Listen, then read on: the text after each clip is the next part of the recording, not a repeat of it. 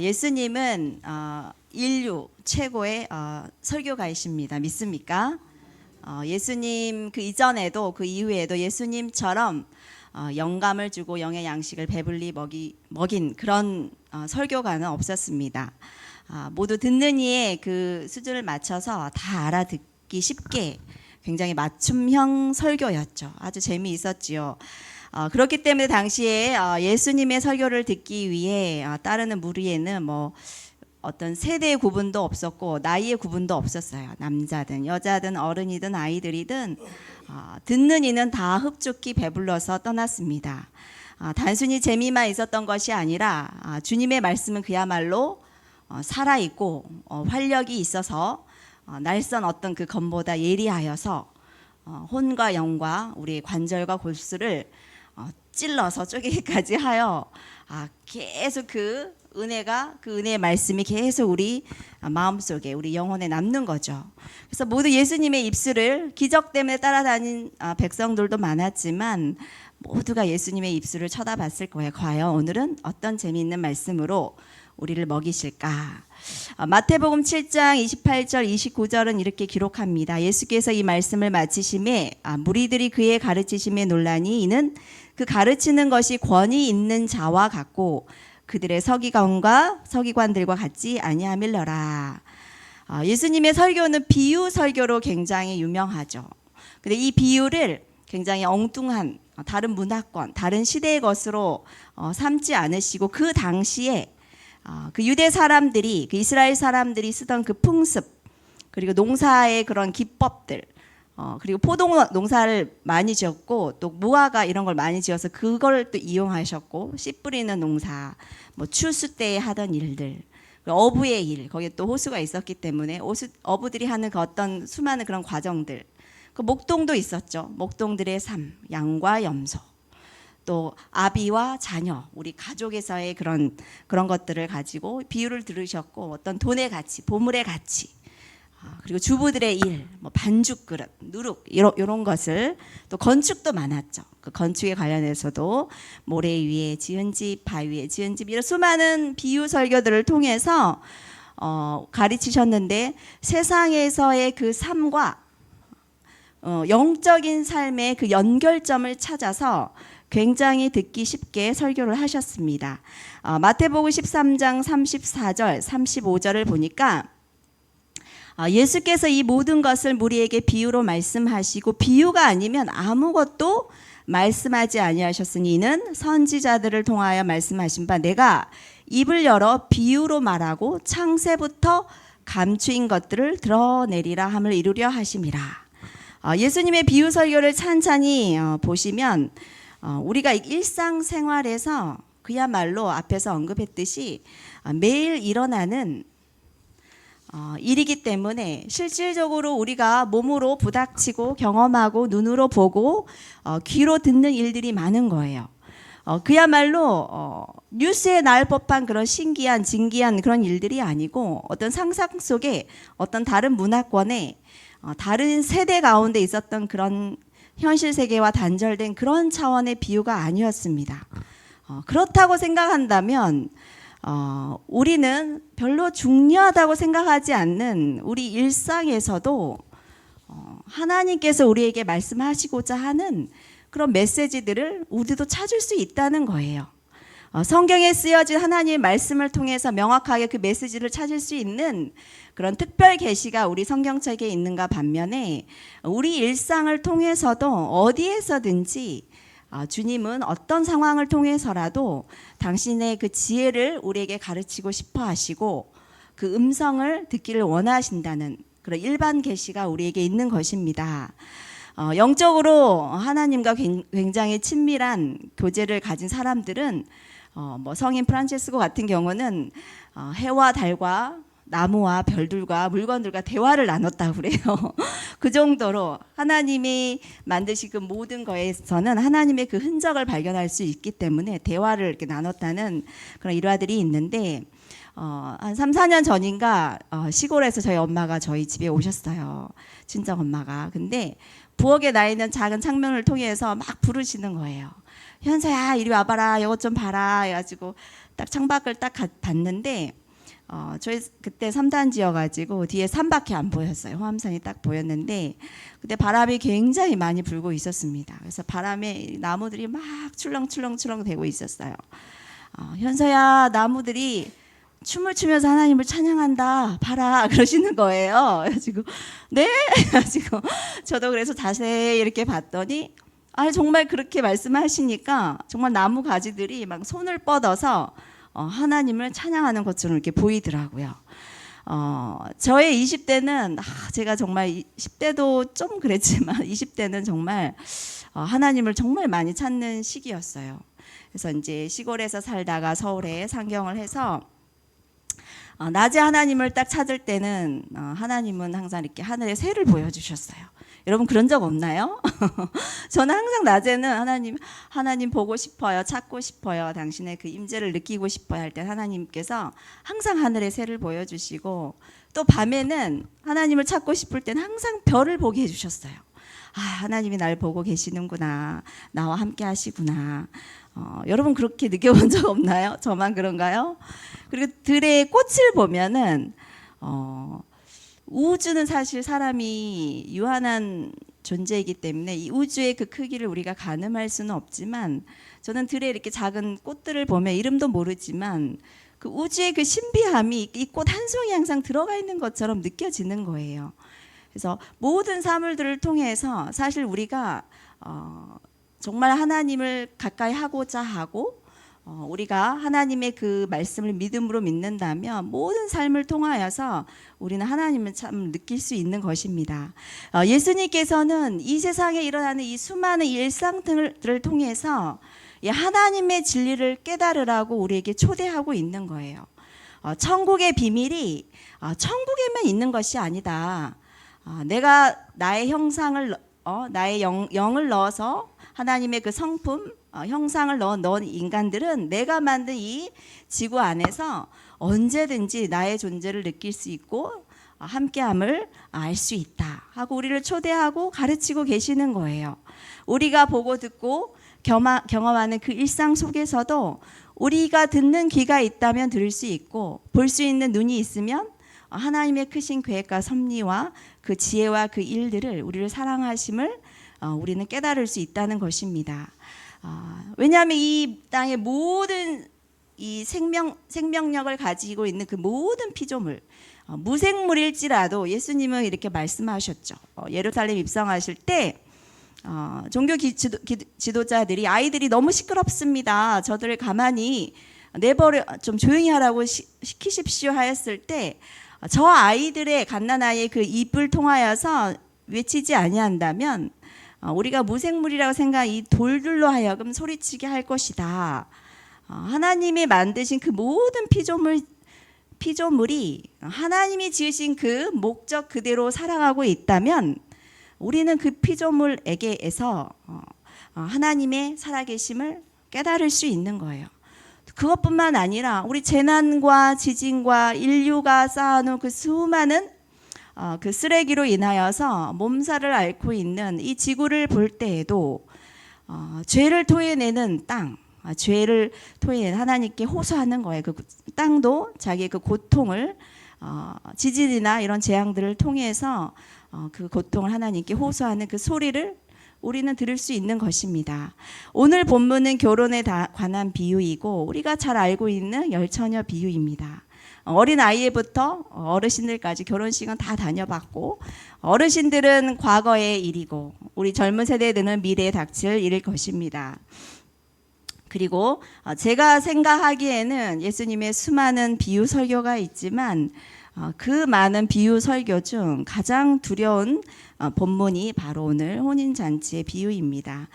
슬기로운 다섯 처녀와 미련한 다섯 처녀, 과연 우리는 어디에 속해 있을 것일까? 여러분 누군가가 물어본다면 저는 슬기로운 다섯 처녀입니다, 또는 저는 미련한 다섯 처녀입니다 라고 자신 있게 대답을 하실 수 있으시겠습니까? 10명의 처녀라고 하였습니다. 처녀라는 것은 말 그대로 더럽혀지지 않은 깨끗한 정결한 사람이라는 뜻이에요.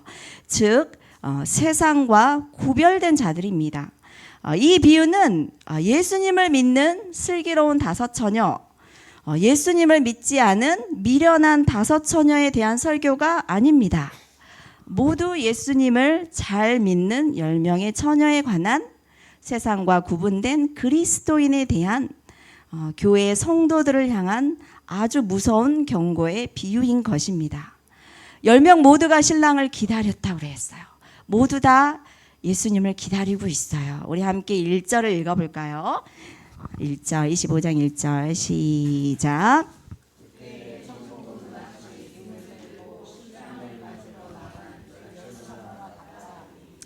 겉으로는 이 10명이 전혀 차이점이 없어요. 다 등을 들고 갔어요. 다 처녀입니다. 정결합니다. 모두 예수님을 믿는 자였고 예수님과의 혼인잔치, 이 세상의 끝을 알고 이 혼인잔치를 기다리고 있었어요. 기다려도 오시지 않죠. 지금도 2000년이 지났는데 아직도 안 오셨어요. 그래서 모두 잠을 자죠. 10명 모두가 졸았다고 나오고 있어요. 여기까지는 좀 위로가 되는 거예요. 다 졸았어요. 다 똑같아요. 그런데 밤이 되어서 신랑이 옵니다. 은혜의 시간, 낮의 시간이 끝나고 밤이 되어서 신랑이 오는데, 이 밤이라 함은 말 그대로 빛이 없음을 이야기합니다. 즉 세상이 죄악으로 가득 찼을 때의 그 상황을 말해요. 그때 비로소 주님은 오실 것이다. 노아의 때와 같다. 신랑이로다. 맞으러 나오라 하는 이 외침에 10명의 처녀들이 깨어서 이제 이 순간에 자신들의 운명이 둘로 나뉘는 거예요. 처녀이고 모두 등을 가졌어요. 모두 교회 안에 성도들입니다. 그런데 등을 밝힐 기름이 있느냐 없느냐에 따라서 이 혼인잔치에 들어가서 예수님을 뵙느냐 못 뵙느냐, 이게 이제 나뉘는 거예요. 예수님은 세상의 그 마지막 때 일어날 징조들에 대해서 굉장히 구체적으로 예언을 하셔서 감사하게도 우리가 준비하고 깨어 있을 수 있게 하셨습니다. 마지막 때가 언제일까? 그 당시에 제자들도 너무너무 궁금해서 예수님께 물어봤고, 그 덕분에 우리가 마태복음 24장, 25장을 가지고 있는 거예요.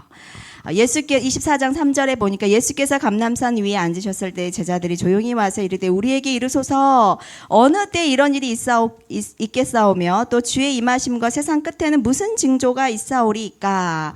6절 보니 난리와 난리 소문을 듣겠으나 너희는 삼가 두려워하지 말라. 이런 일이 있어야 하되 아직 끝은 아니니라. 민족이 나라가 나라를 대적하여 일어나겠고 곳곳에 기근과 지진이 있으리니 이 모든 것은 재난의 시작이니라. 우리는 오늘 본문에 이 예수님의 말씀을 뉴스로 매일 듣고 보는 일상이 되어버렸습니다.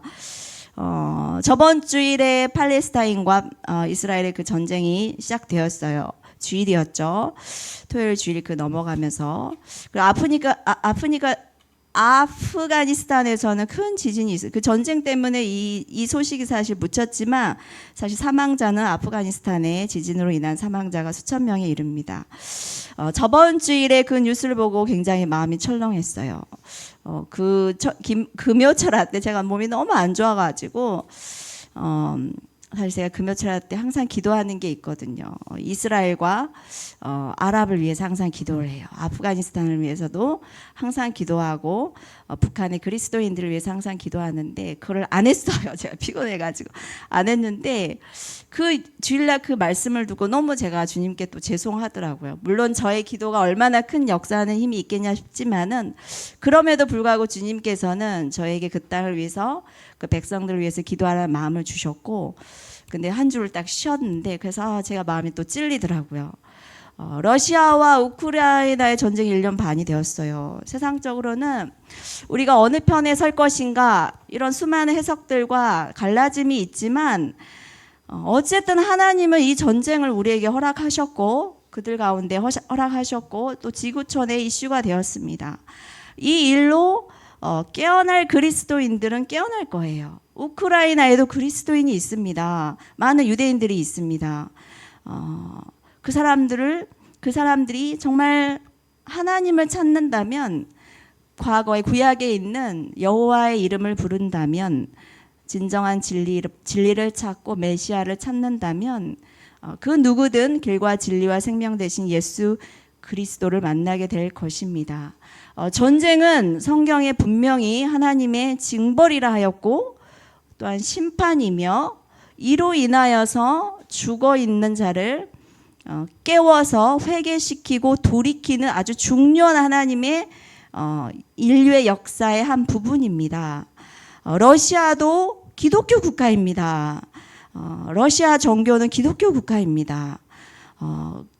봤더니 러시아 종교가 있고 이슬람, 유대교, 카톨릭교 다 모두가 아브라함을 믿는 자들이에요. 이 모든 종교가, 러시아의 모든 종교는 모세오경을 다 알고 있는 자들이고, 신약의 예수님, 신으로 메시아로 인정하지는 않지만 한 선지자로, 훌륭한 성인으로 다 보고 있는 동일한 그 믿음 뿌리가 아주 똑같은 거예요.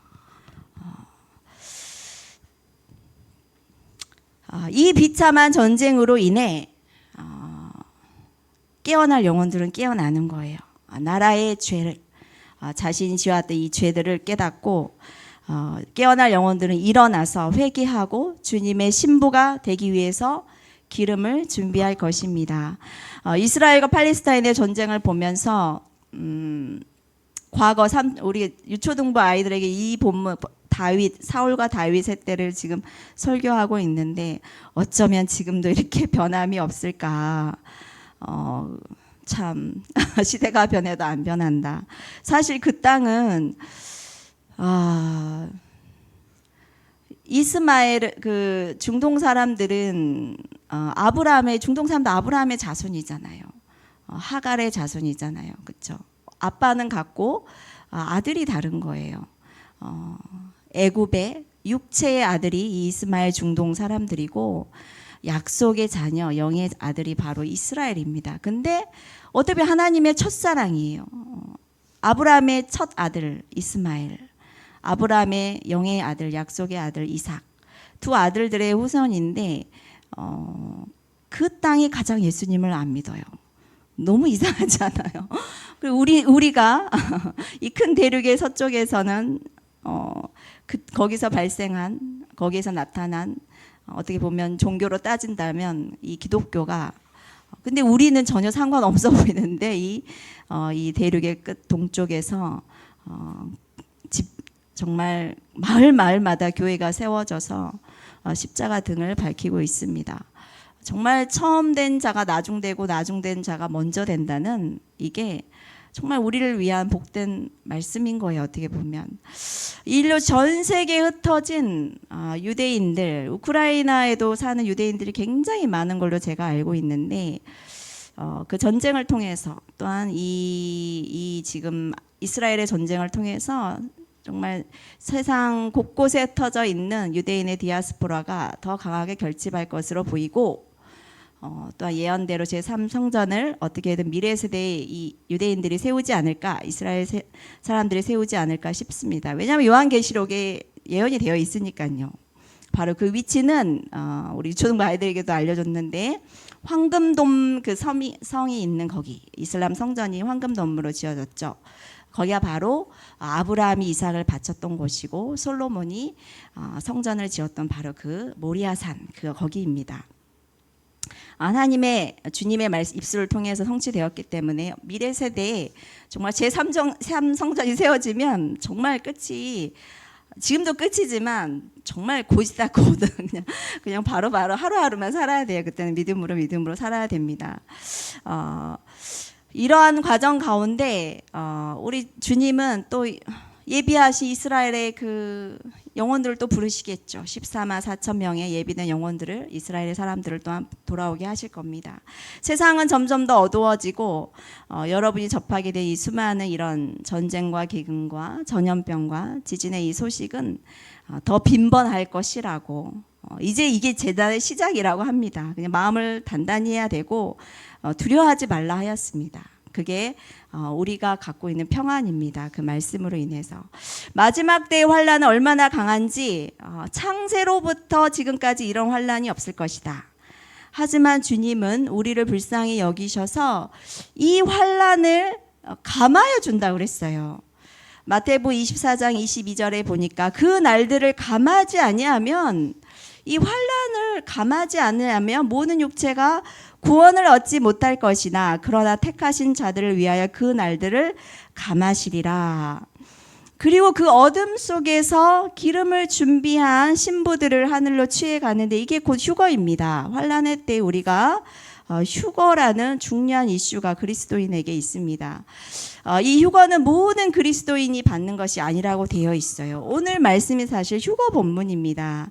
기름이 있는 자는 휴거를 받고 기름이 없는 자는 환란할 때 휴거를 받지 못하여서 이 땅에서 계속 진행되고 더 심해지는 이 환란을 받게 될 거예요. 하지만 그러한 자도 끝까지 견디면 주님 재림 시에 구원을 받습니다. 그러나 끝까지 견디는 자는 구원을 얻으리라. 예수님의 마지막 날의 징조를 보면 휴거와 재림이 좀 섞여 있어서 본문이 좀 헷갈리지만, 분명히 휴거와 재림은 따로따로 있는 사건이고 휴거가 먼저 있고 재림이 나중에 있습니다. 환란의 때 이방인의 휴거가 있고, 우리가 휴거 때가 오면 휴거가 다 되어야 되는 거예요. 이 땅에 남아 있으면 안 되는 거예요. 그리고 휴거를 받지 않는 자는 이 환란을 통과해야 돼요. 순교를 각오하고 믿음을 지켜야 예수님 오실 때에 영광스러운 구원을 받게 됩니다. 하지만 이 환란이 너무 극심하여서 굉장히 극소수가 통과할 거라고 합니다. 우리가 공중으로 취해가는 것이 이게 휴거인데, 오늘 나팔 불 때 천사들 이 찬양 뭐였죠? 하나님의 나팔 소리, 이거는 재림의 말씀이죠, 그렇죠? 그게 인류의 종말이고 이때는 죄인이나 의인이나 모두 부활을 합니다. 그래서 죄인이나 의인이 다 부활하여서 의인은 옛날에 과거에 죽은 자들까지도 부활하고, 의인은 하나님 나라의 혼인잔치에 참여하고 새 나라 새 하늘과 새 땅 새 예루살렘에 들어가고, 그리고 영벌을 받는 자도 그 육신으로 고통을 받으니 얼마나 끔찍합니까, 영혼이. 자, 24장 40절 41절을 보면, 그때 두 사람이 밭에 있으며 한 사람은 데려가고 한 사람은 버려둠을 당할 것이요, 두 여자가 맷돌질을 하고 있으며 한 사람은 데려가고 한 사람은 버려둠을 당할 것이니라. 이거는 휴거의 본문입니다. 24장 29절 30절에 보면, 그날의 환란 후에 즉시 해가 어두워지며 달이 빛을 내지 아니하며 별들이 하늘에서 떨어지며 하늘의 권능들이 흔들리며 천지가 없어지는 거죠. 그때 인자의 징조가 하늘에서 보이겠고 그때 땅의 모든 족속들이 통곡하며 그들이 인자가 구름을 타고 능력과 큰 영광으로 오는 것을 보리라. 이 말씀은 재림의 본문입니다. 그리고 우리는 주님의 이 경고의 말씀을 따라 시대를 보고 깨닫고 준비해야 되는 거예요. 24장 32절 보면, 무화과 나무의 비유를 봐라. 그 나무가 가지가 연하여지고 잎사귀가 내면 여름이 가까운 줄 아나니, 이와 같이 너희도 이 모든 일을 보거든 인자가 가까이 곧 문 앞에 이른 줄을 알라. 그러면 이제 빨리 기름을 준비해야 됐는데, 때가 왔구나. 이제 시작이 되었구나. 어느 정도 이제 정말 빠르면 우리 때, 늦으면 다음 세대들이 이렇게 오실 것 같은데, 저도 모르죠, 그때는. 과연 이 열처녀 비유에서 기름이 무엇일까? 그게 궁금하잖아요. 기름을 준비해야 됐는데, 어떻게 하면 우리가 기름을 준비하여서 우리를 위해 배설하신 이 혼인잔치에 우리가 참여할 수 있을까? 휴거가 될 수 있을까? 그에 대한 해답이 사실 이 본문 가운데 있습니다. 8절에서 12절을 보면 함께 읽어볼까요? 8절에서 12절 시작. 미련한 자들이 슬기 있는 자들에게 이르되 우리 등불이 꺼져가니, 슬기 있는 자들이 대답하여 이르되 우리와 너희가 쓰기에 다 부족할까 하더니 차라리 파는 자들에게 가서 너희 쓸 것을 사라 하니, 그들이 살아간 사이에 신랑이 오므로 준비하였던 자들은 함께 혼인잔치에 들어가고 문은 닫힌지라. 그 후에 남은 처녀들이 와서 이르되 주여 주여 우리에게 열어주소서. 대답하여 이르되 진실로 너희에게 이르노니 내가 너희를 알지 못하노라 하였느니라. 아멘. 이 기름의 특징이 있습니다. 남에게 줄 수 없습니다. 대신 준비하는 게 안 됩니다. 가족도 안 됩니다. 각자가 준비해야 되고 각자의 그 기름을 보신다는 겁니다. 그리고 나중에 준비하는 건 소용이 없습니다. 지금 우리가 살아가면서 준비해야 됩니다. 이것만이 유효합니다. 이것만 하나님이 받으십니다. 그리고 마지막에 이 기름이 없으면 주님은 우리를 알지 못한다. 이게 가장 중요합니다. 기름이 무엇이냐? 서로 안다는 거예요. 서로가 서로를 알아보는 거예요. 내 신랑이고 내 신부인지. 즉 서로의 인격적인 관계가 이미 형성이 되어 있는 거예요. 소통의 관계인 거예요. 교제가 있는 관계인 거예요. 신랑과 신부가 어떻게 결혼할 수 있을까요? 재물로 할까요? 외모로 할까요? 직업으로 할까요? 가문으로 할까요? 아니죠. 신랑과 신부는 사랑의 그 관계를 통해서 혼인을 하는 것입니다. 그래서 예수님은 휴거에 대한 이 본문에 이 비유 설교에 신랑과 신부라는 신부의 결혼이라는 지극히 모든 사람들이 알고 있는 사랑의 이 관계를 빗대어서 우리에게 말씀하시고 있는 거예요. 인격적으로 우리 예수님을 정말 사랑하기 때문에, 그분을 믿기 때문에 그의 말씀을 듣고 그 말씀대로 살아가고 사모하는 그런 자를 예수님이 나의 어여쁜 신부야, 나와 함께 가자 하며 손을 내밀고 그 사랑을 그 사랑의 기름 붐 받은 자, 성령 충만한 자를 당신의 하늘나라에 초대하는 것입니다. 말씀을 마치고자 합니다. 지금 주님은 지금 이 시간에 우리 성도들을 향하여서 이 본문을 통해서 경고하는 거예요. 타성에 젖어 있는 그런 종교 생활, 머리로만 아는 믿음, 습관처럼 되어버린 예배, 우리의 영과 혼이 빠져나간 우리 행위로만 드려지는 이 모든 이런 종교의 생활에서 이젠 나와라. 나는 그들을 모른다고 할 것이다 라고 경고하고 있는 거예요. 우리의 마음을 주님은 받기를 원하십니다. 여러분의 중심으로 하나님을 주님을 사랑하길 원하십니다. 여러분의 눈에 주님의 눈물을 채워야 되는 거예요. 주님이 아파하는 그 일에 우리도 동일하게 아파해야 돼요. 주님이 쏟아붓는 그곳에 우리도 동일하게 쏟아부어야 되고, 주님께서 기뻐하시는 곳에 우리도 동일하게 기뻐해야 되는 거예요. 이게 바로 영적인 연합이요, 교제요, 서로를 안다는 것이고, 너의 마음과 나의 마음이 연결되었다. 우리는 하나다. 부부가 될 수 있는 거예요. 주님이 이런 어여쁜 신부를 결코 환난의 때에 남겨두지 않게 하실 겁니다. 왕의 침소로 당신의 신부를 꼭 데려갈 것입니다. 이런 주님과의 그 첫사랑, 그 관계 한번 점검하시고 다시 회개하시고 또 회복시키셔서 왕께서 초대하는 그 찬란하고 아름다운 그 영광의 그 자리에 모두 참여하는 우리 갈릴리 식구들 되길 간절히 소망합니다.